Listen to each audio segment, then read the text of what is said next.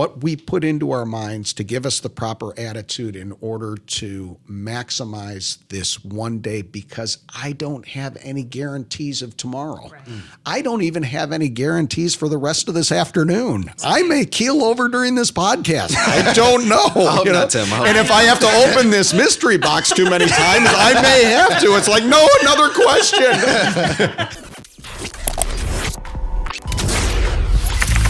Get around those obstacles and make room to create opportunities. You are listening to the Around the Way podcast. And now, your hosts, Kyle King and Kiana Williams. Welcome to another episode of Around the Way podcast, where we help our audience get around their obstacles and find a way to redesign their life. We're here for another episode. How you doing, Tim? I am doing absolutely stupendous. How about you? I'm doing amazing, Guys, we have an amazing guest in here today, and I know I probably say that every single time, but like I'm really excited specifically about, you guys hearing Tim's story, Tim's platform, and how Tim is really focused on changing the world. How are you doing all of this? I've got to admit, I've got a little bit of a hangover today, and not in the way that you normally think of a hangover, but it's a hangover from sheer volume of activity that's going on in so many different areas that I slept so deeply. You ever have one of those night sleep where you sleep so deeply and you wake up and you feel like you've been hit by a truck? Yes. And it's like, oh, I needed that so badly. And so I'm still getting the cobwebs off here mid-afternoon as we record this, because it's been amazingly busy, but in a fantastic way. So yeah, it's really good. Those are the types of hangovers you want. No, definitely. Absolutely. I wish we had more of those hangovers and not the other hangovers. Yeah. Right? So before we get too deep into the conversation, can you introduce yourself and tell us a little bit about what you're working on? Sure. And again, it's an honor being with both of you today. This is great. And we've struck up such a very quick friendship in such a short period of time. Yeah, it was great. Absolutely. So again, my name is Tim Buwick, and had a long career in the sporting goods industry and transitioned out of that in March of 2018. And I've been on the entrepreneurial path ever since. And one of the messages that I have banging around in my brain is transforming and transitioning from E to E, from employee to entrepreneur. And it's a totally different mindset. And it's an exciting one, because that's the types of challenges. Is all real growth occurs outside of your comfort zone when you're taking risks. And the period that I'm in right now, and I'll tell you more about it, but the period that I'm in right now is the best way that I can describe it is it's like wearing a shirt that never quite fits right. And I'm always tugging at the collar and the sleeve and everything, because it's always doing something new, something out of my comfort zone that challenged me. I got to teach this old dog new tricks. And that is the life that I'm in right now. Kyle, as you know so well, I'm in the process of finishing a book. That's called Blaze to Ablaze. Yes, turn your blahs into Oz to ignite maximum success. Tell us about your book. And the essence of the book, it stemmed from two things. One was a bumper sticker. And I'm driving along and I see this bumper sticker, and it simply says, whatever. And I actually got mad. Look, and I said, now why would someone put a bumper sticker that just says whatever?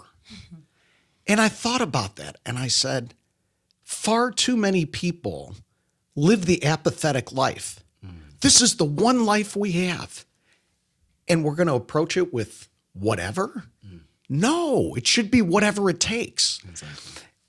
And the second stream of thought that came out of leaving Wilson Sporting Goods, where I worked for nearly 30 years, is people kept coming back to me asking me, where do you get your passion? Where do you get your excitement? Where do you get your energy? And I decided to take those questions seriously and really think about, where does that come from? And in my view, it comes from having a proper view of life, of knowing how precious it is, how short it is. It's like a vapor that suddenly disappears. This is our one shot. And I get so passionate when I think about the precious amount of time that we have left. And there's a scripture, it's Proverbs 92:2, and it's at 92:12 rather, and it says, number your days aright so that you may gain a heart of wisdom.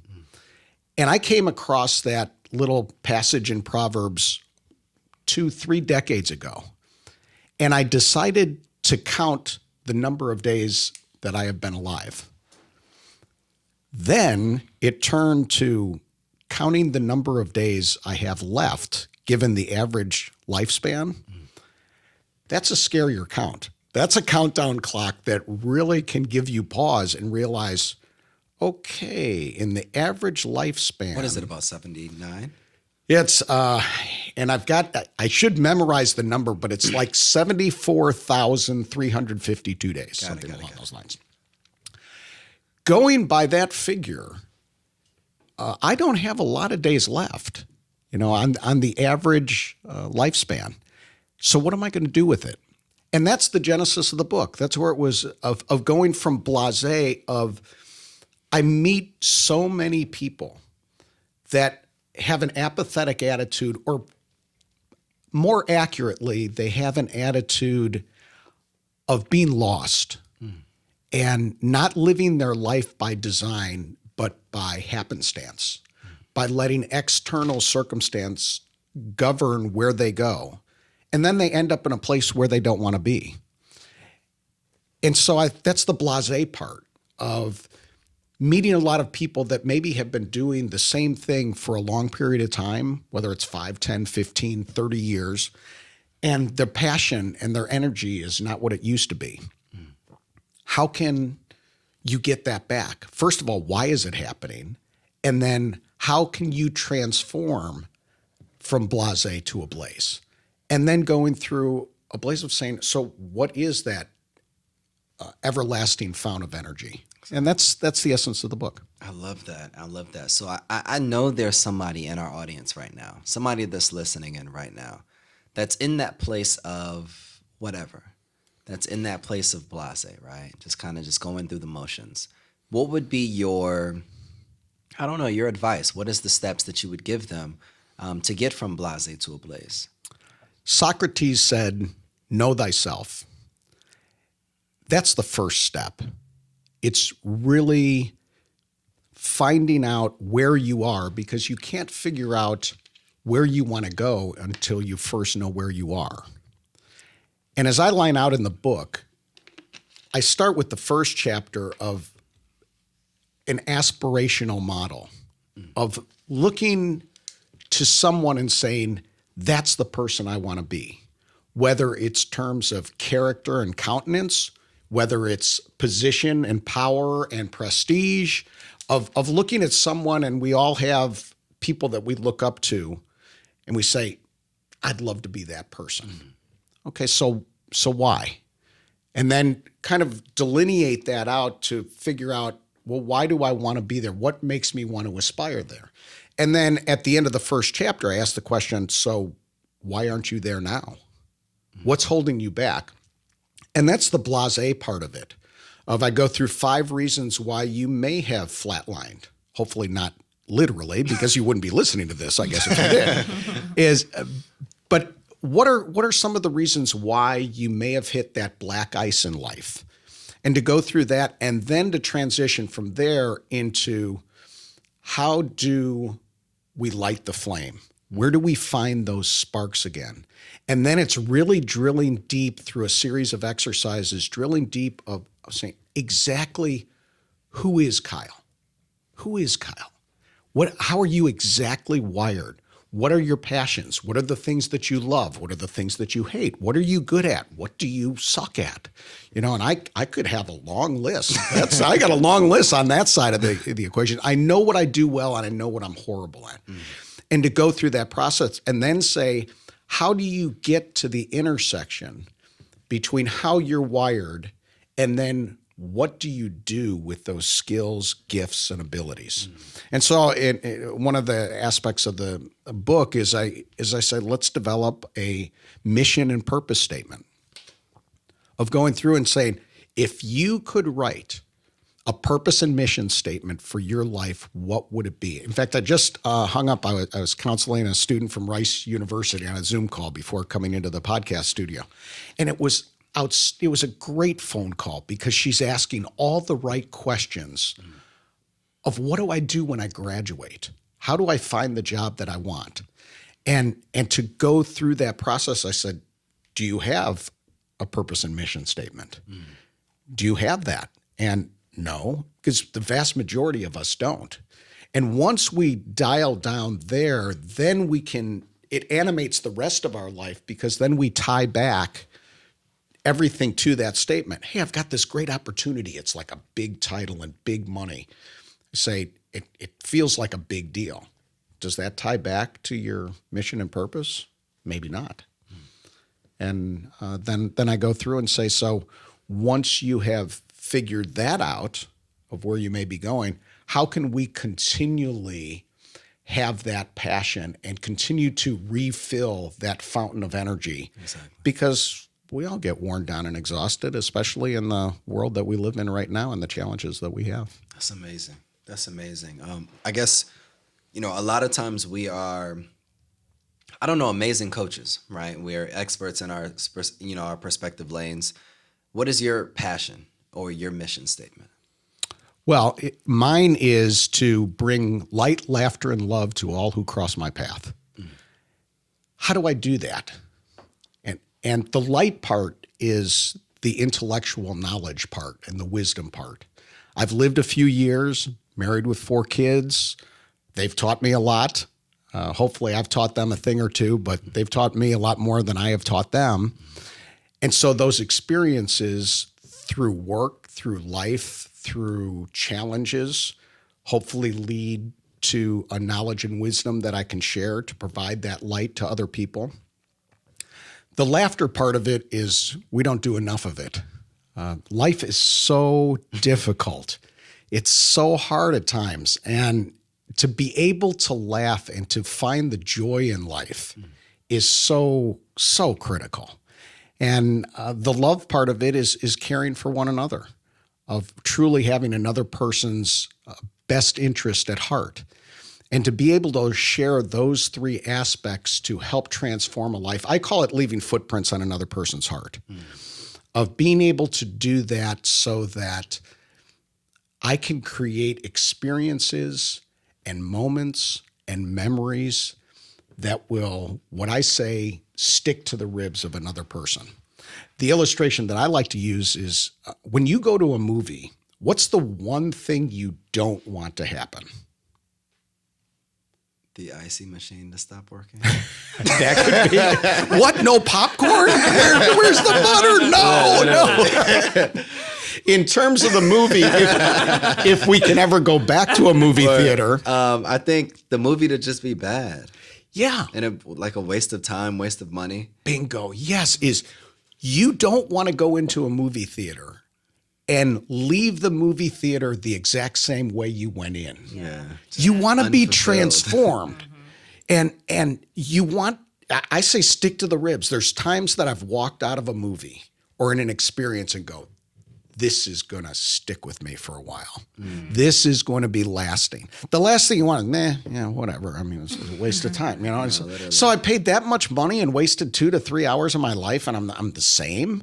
No, you want something. And we can do that every day in people's lives.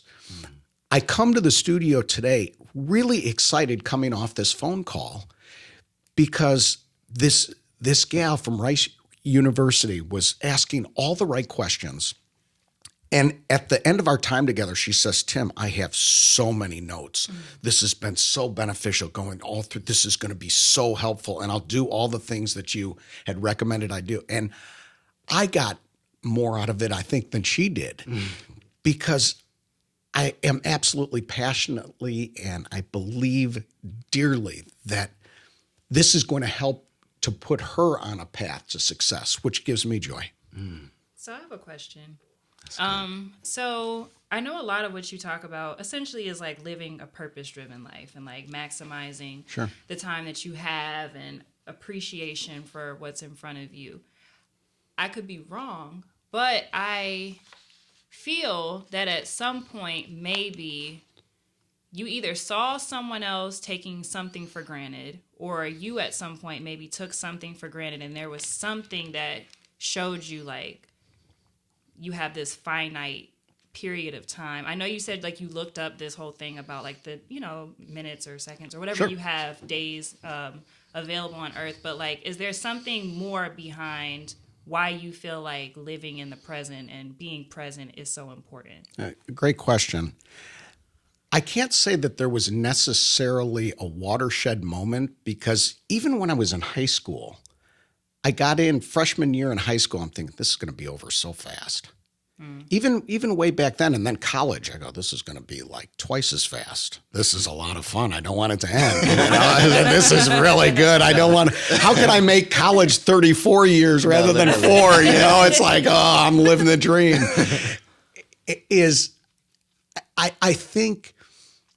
I think it probably drilled down deeper for me through. And I think this is where it really inculcated my heart and mind, is my youngest daughter, Victoria, was born without a piece of her spine. And it was found in the sonogram, just a blank spot.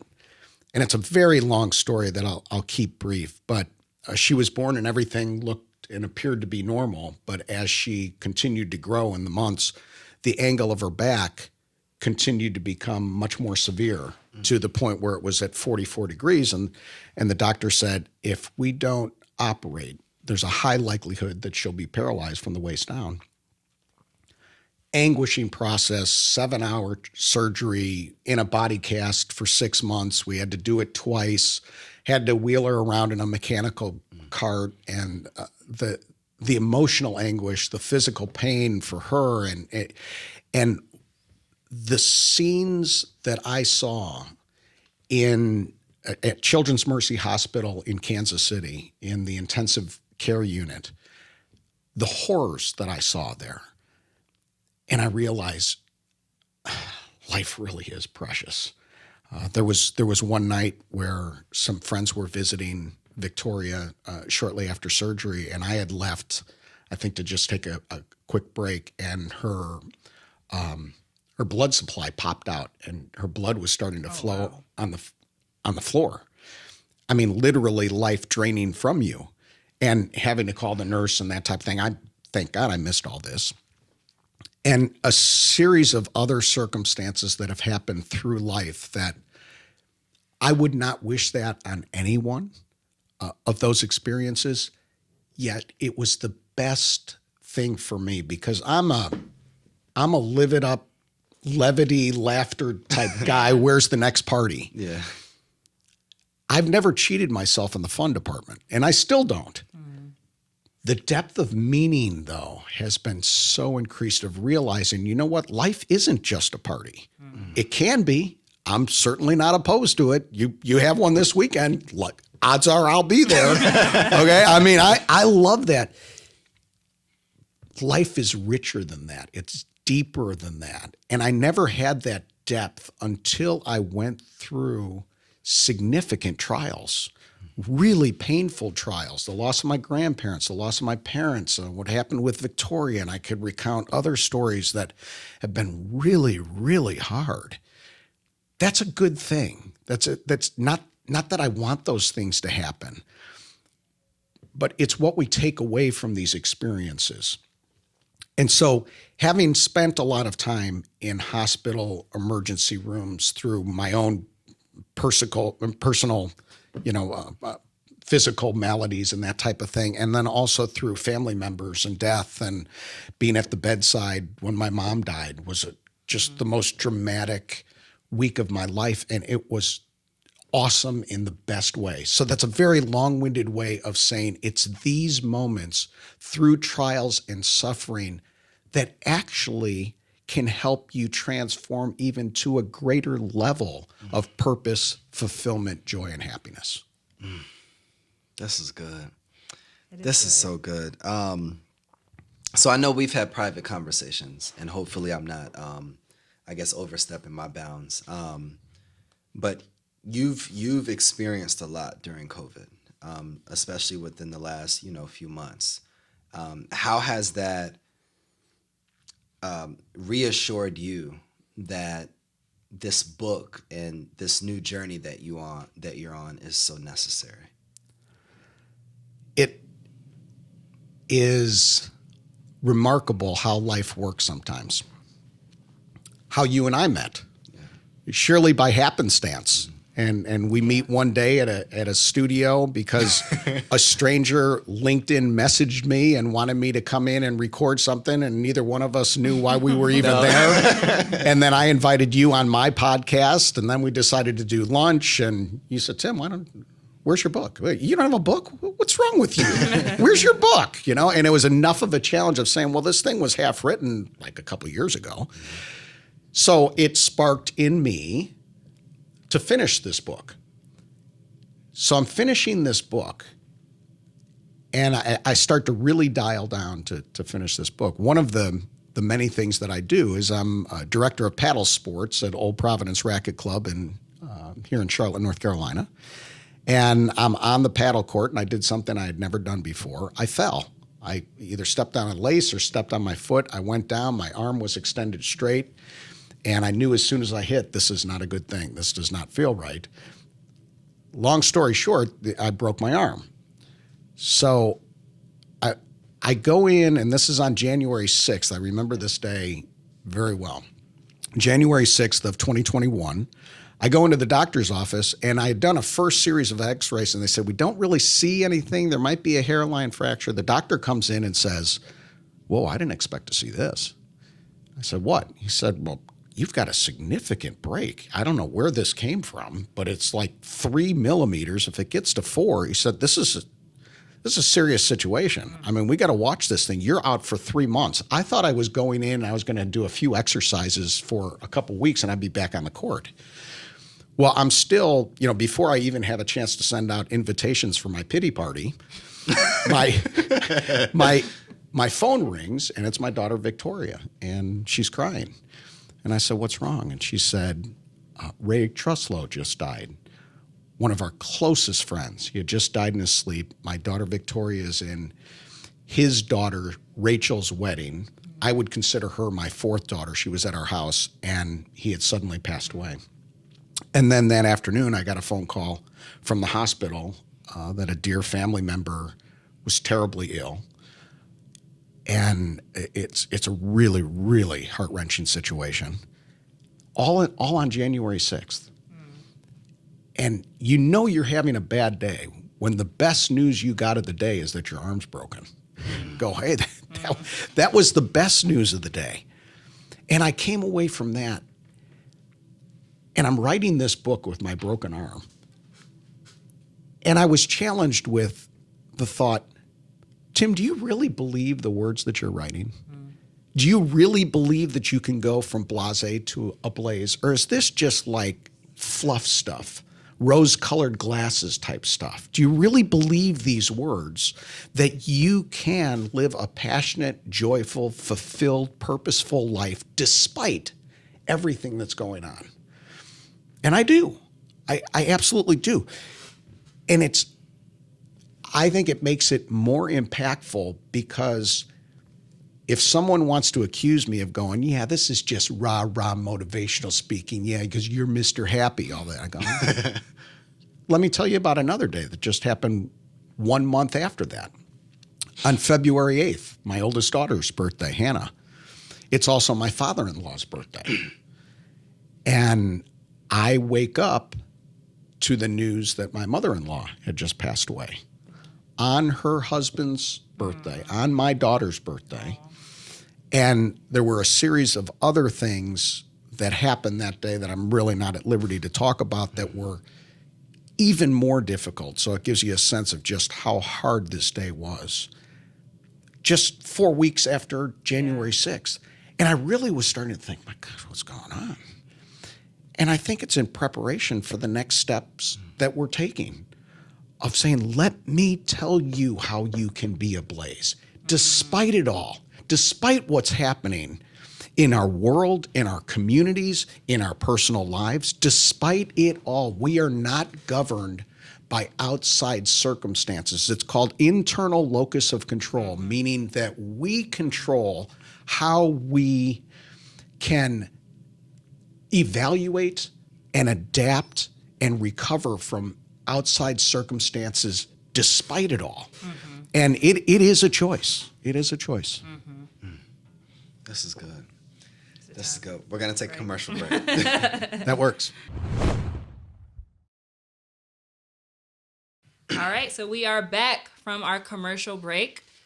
So we've had a really great conversation just about, trying not to live an apathetic life, living with purpose, intentionality, learning from the things that we're experiencing, and then creating positive outlooks on what's happening with us. To bring us back from commercial break, Tim, I want to introduce you to the red box in the middle of the table. I was looking at that red box. I go, okay. I'm glad I was going to ask about it. I'm glad you're introducing me to the red box. So you can feel free to get the red box, and there are questions inside. So if you could blindly pick a question from the red box, read it, and answer. Ooh, the pressure is on. I hope it doesn't have anything to do with like algebra or geometry. No. It's like that. I'll pass that off to my daughter Julia if that's the case. All right. So, what is the one goal that your younger self had that you've given up on, and why?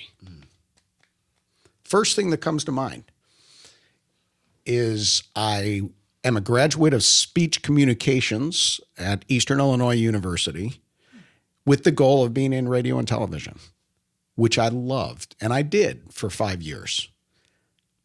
And I love sports broadcasting. I love sports. I still do quite a bit of public address announcing and MC work and that type of thing. I gave up that goal to be a big-time play-by-play guy or, you think of any of the big names in sports broadcasting.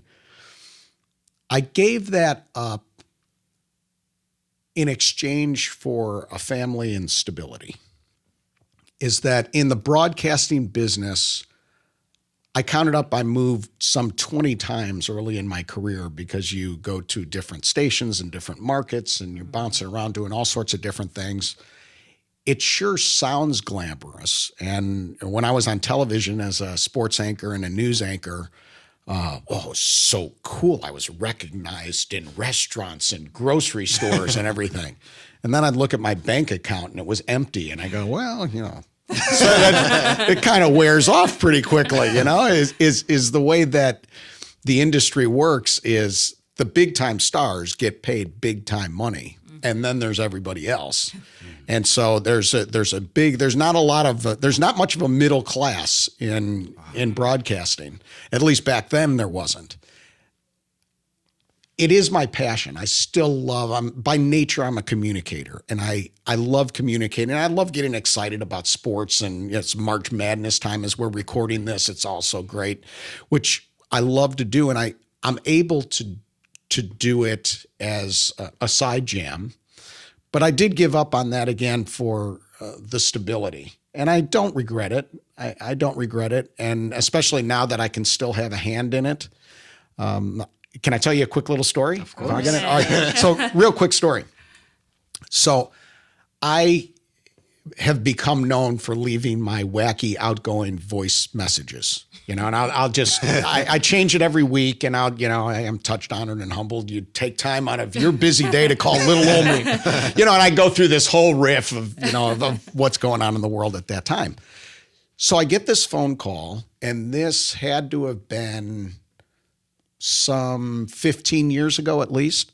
I get a phone call from this guy that I do business with in my previous business, and he says, "Hey, Tim," he said, "John McEnroe and Pete Sampras, two of the big tennis stars, have a tennis exhibition at the RBC or the RBC Center in Raleigh, North Carolina, and they need a public address announcer." And he said, you were the first person I thought of because of your outgoing message on your answering service. He said, if you're interested, I can get you in touch with the promoter. I said, well, sure, I'll give him a call.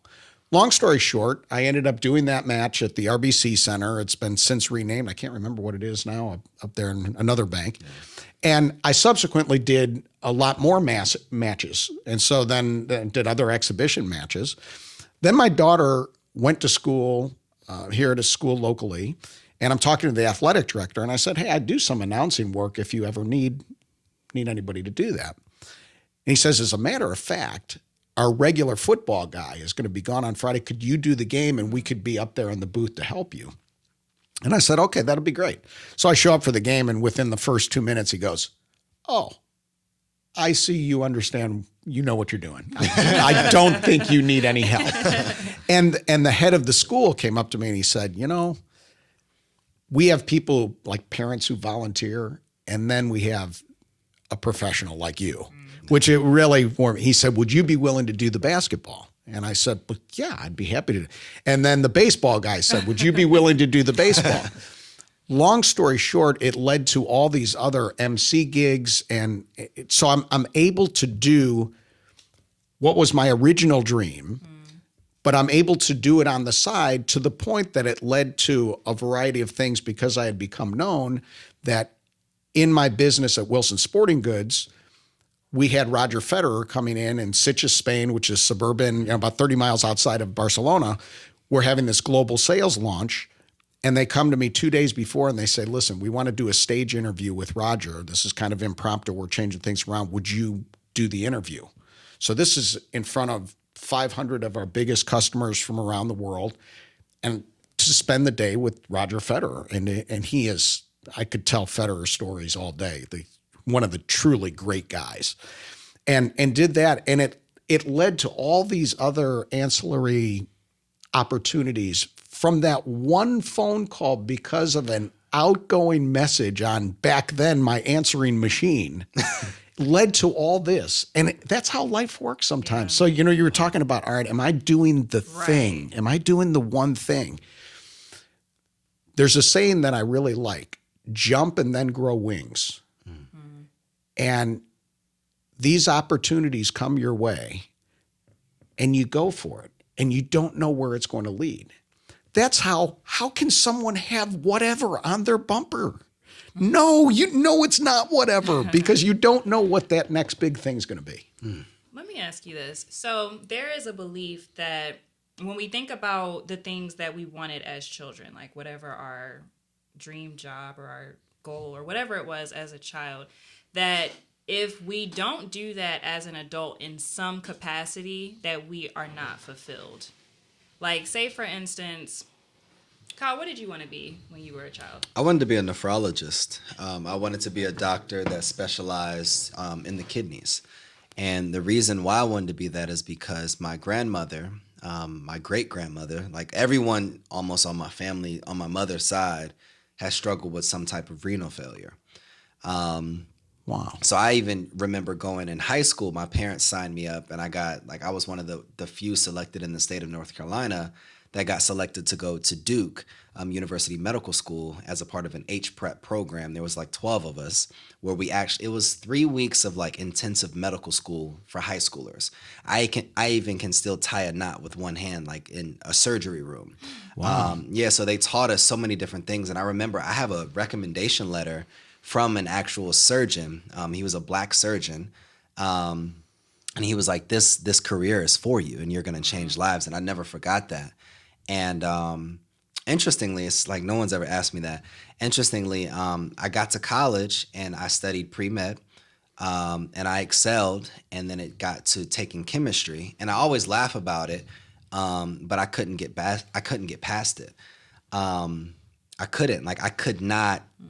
Interestingly, I got a C in chemistry, but I even thought then that a C wasn't good enough to become a surgeon. Like a C wasn't good enough to become a doctor. And I tried it again and got another C, and then I changed majors to finance. Wow. And I aced everything in finance. And it's interesting as I look back at it because I I surpassed everyone in my finance classes, economics, finance, business. I was the best at my college. But I wasn't in chemistry department.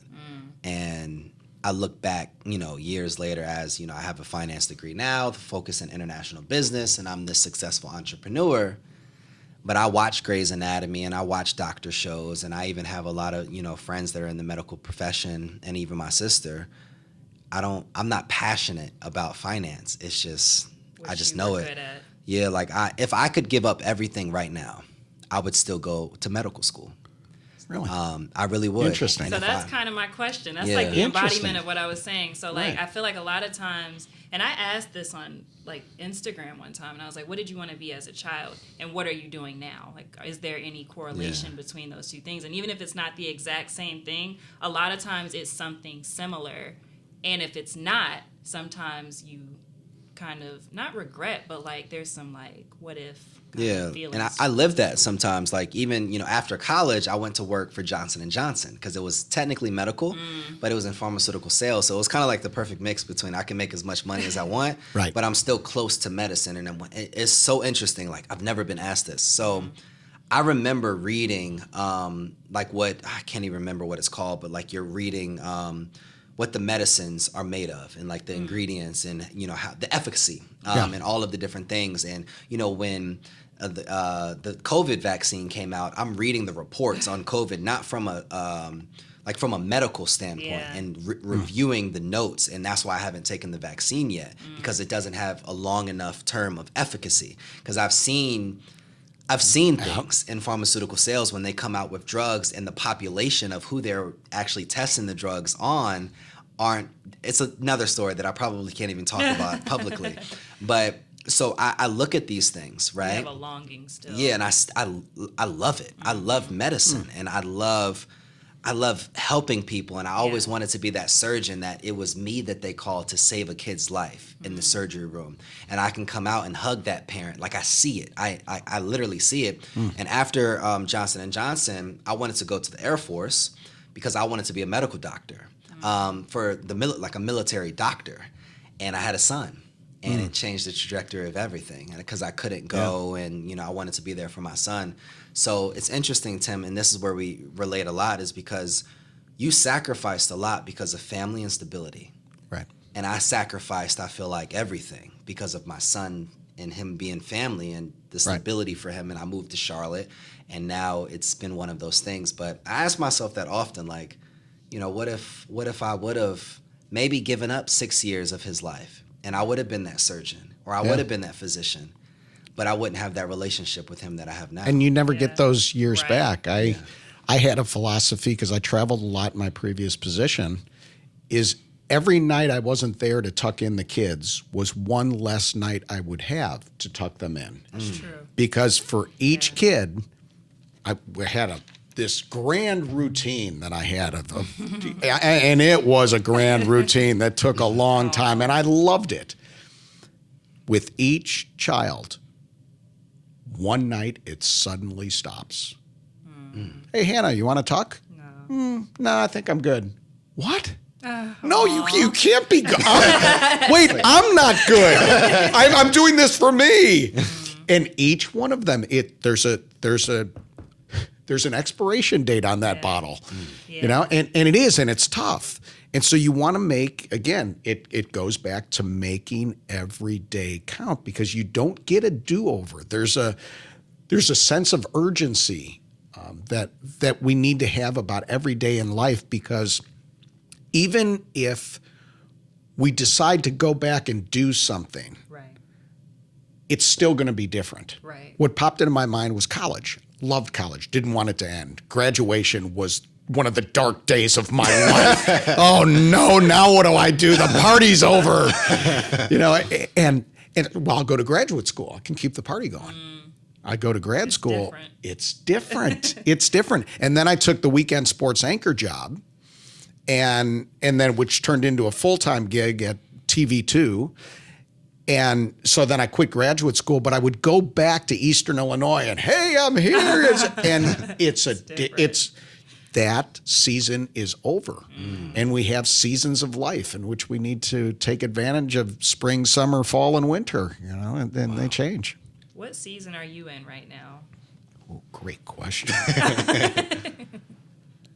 I won't lie. Some days have felt like a cold, hard winter.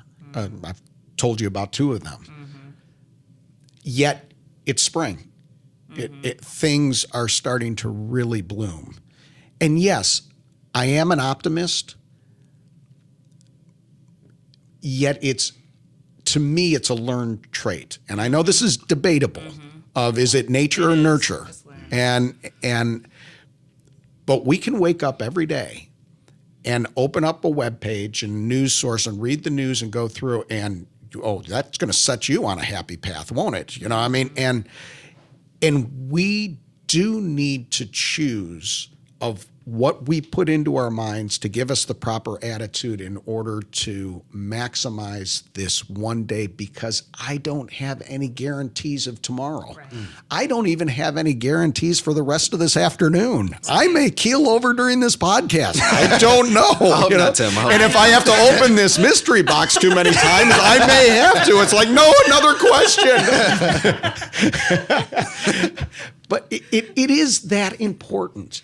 And again, I'll go back to this Zoom call I had with this student just before coming in. It was so rewarding for me to speak to someone so much younger and be able, whether she takes it to heart or not, and I sure got a sense that she did by the look and the reaction. I said, what you are doing right now, there are few things that are going to be more important right now than figuring out who you are, where you want to go, and the impact that you want to have on another person's life and on the world around you. Don't cheat yourself on that. Do that first. And I told her, as I said, you're not going out in the world to find a job. Basically every graduate at Rice University where you are, they're going out, all right, well, what are you going to do? I'm going out to look for a job. No, you're not. You're going out there to solve problems. You're going out there to add value to another person, to another organization, to another business. If you approach it that way, you'll never have to worry about finding a job. I ask this every podcast because I think it's so important for our audience to understand the person behind the actual brand, right? Who is Tim Buwick? Can I add something? I don't want you to use any titles, any accomplishments, achievements. You can't say like dad or husband or whatever. Got it. Who am I at my core? Who am I? And I can't use any titles.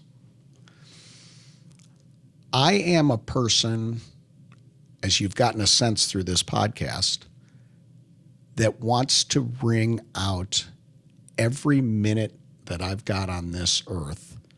And I want to, it ties back to the mission statement. Again, I want to create experiences for people that are transformative in their lives in a positive way that will stick to the ribs of people. I want to be memorable in a way that is positive, that someone comes through and crosses my path and they come away from the experience, our time together, and we have, we have seasons where people come through our lives and then they're no longer around, that say, I'm a better person because Tim was in my life. I want to be able to do that.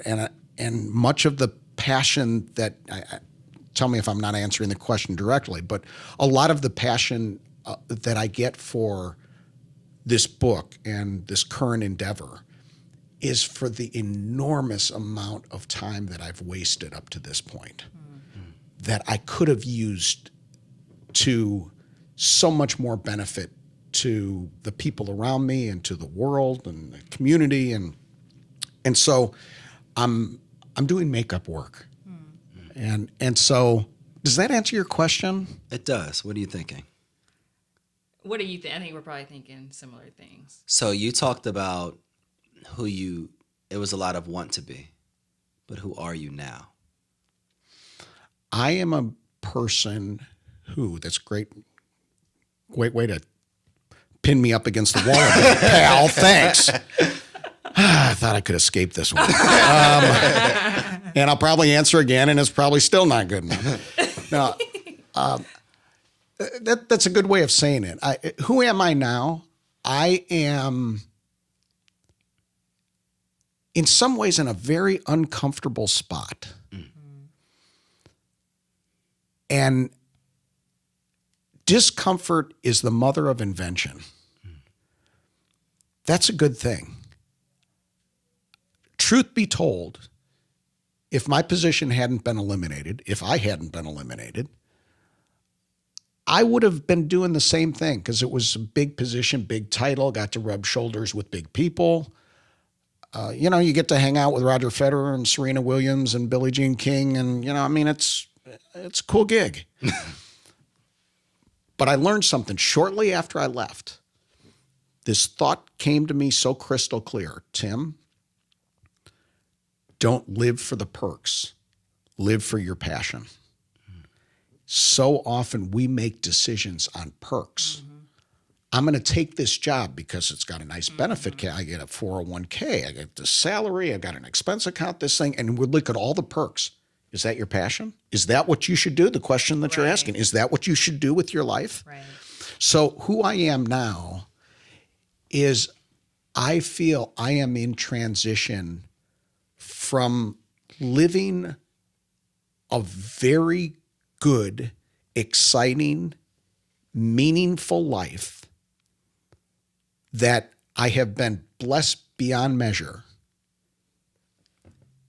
to transitioning to a period in my life that hopefully till the day I die will be a greater level of self-sacrifice, of value to others, of impact to other people. And so I am someone right now who is on a mission to learn, to live, and to love better than I ever have before. Can I ask one question? That was good. At some point in as a younger Tim, would you have ever described yourself as selfish at any point in life? Oh, absolutely. I can tell. It's like you have a focus on I have to Oh, absolutely. I realize wildly. Yeah, wildly, which I greatly regret. Yeah. I don't think people would hopefully not describe me as a horrible person or a narcissist or it was all me, because I've always cared about people. Mm-hmm. I realized that so much of the focus was about me having a good time. Mm. Again, I haven't cheated myself in that department, and I'm not going to cheat myself now. It's that I remember a saying that came and said, people who come into faith with God say, you can still do whatever you want to do. It's just your want tos have changed. Yeah. Yeah. Very well said. And the want tos have changed for me in that my want tos is more of having a deep, meaningful impact as opposed to where the next great party is. Mm. Again, invite me to a party, I'll be there. I'm not opposed to that. That's a good thing. Uh-huh. I really enjoy it. But it's not just that. Mm. And that's, again, tying back to the book of saying that, laughter is one of the letters in Ablaze. It's the L. Mm-hmm. You got to have that. Zest is another one. You've got to have that zest for life. But it's also appreciation. It's also boldness. It's also action. And it's also expectation. Mm-hmm. What is that expectation? Mm-hmm. We, again, for the vast majority of the 7 billion people on Earth, we do not live a life by design we live a life that just flows like a river to the point of least resistance. And that's not the area where you're going to have the most purpose and passion and fulfillment, joy, and happiness. It doesn't go to the place that's least resistant. Oftentimes, it's the place that has the most resistance. I agree. Like writing a book. Well, wait a second. The guys are playing platform tennis. They got the beer out there. I get the work. We got the fire pit going. Or do I want to be up in my creative loft and sit by myself at word processor and bang out another 1,000 words? Which is more, quote, fun? Right. It's a no-brainer. Which has greater meaning? That's also a no-brainer. I want to ask you something because I know your daughter. Yes. So when you think about you being a father, when you think about the answer that you just gave Kiana in regards to one thing that you regretted in regards to selfishness, what is one thing that you wished you would have changed as a father that has affected you today? Interestingly, in the middle of you answering or asking that question, it didn't have to, it wasn't fatherhood. It was high school, college years before fatherhood. I think, again, one of the gifts that I got was going through some hard times before Hannah was born, my firstborn. When it comes to fatherhood, I have very few regrets. In fact, to be honest, I don't have one that just pops into my mind. Okay. And that is one of the things I am most proud of. My kids will be the first to line up and say, was Dad perfect? Woo. Ooh, we could tell some stories. No, Dad was not. And yes, I mean, you can regret certain things you may have said or things that I did or should have done. I mean, there's always going to be that kind of, not that it's small stuff, but in the big values, my kids could check this to verify, but I think they would support it in saying that when I was at my most selfish was not when I was a dad. Before that. Yeah, it was definitely before that. And is fatherhood, parenthood, is the one job that we have that can encompass every emotion God has given us, sometimes all in the same hour. I mean, life can be crazy. And so for that reason, I feel especially blessed that I got that wake up call, I think, prior to fatherhood. And I say it like it's past tense. You never stop being a father, but the kids are grown, is that I loved it. I loved every minute of it. Well, I guess there was some. Hold on. I can think of a couple of minutes here when I really didn't like it. I mean, I think we could have a mountain that's named just for the 10,000 diapers we changed. I think that could be but I feel good about that. Yeah, it was really prior to that of just a lot of wasted time, wasted years of being wasted. In 30 seconds. If you had 30 seconds to deliver the most powerful message that you could give to somebody listening to this, what would you say? Does it start when I start talking? I guess that's the 30 seconds. Don't waste your life. Find out who you are at your core. What are your passions?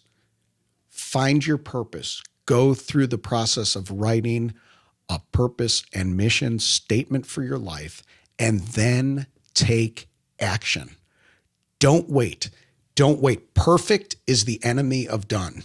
Perfect is the enemy of doing anything, is that you need to get into action now to have an impact on where you want to go, to make sure that you know where you're going and why you're going there.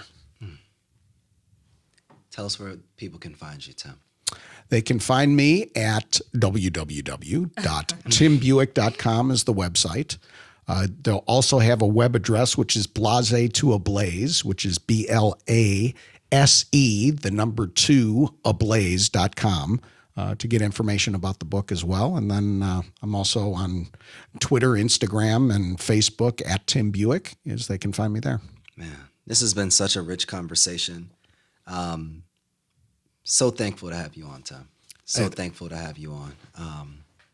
I'm honored to be here. It's another episode of the Around the Way podcast, and we'll see you guys next episode.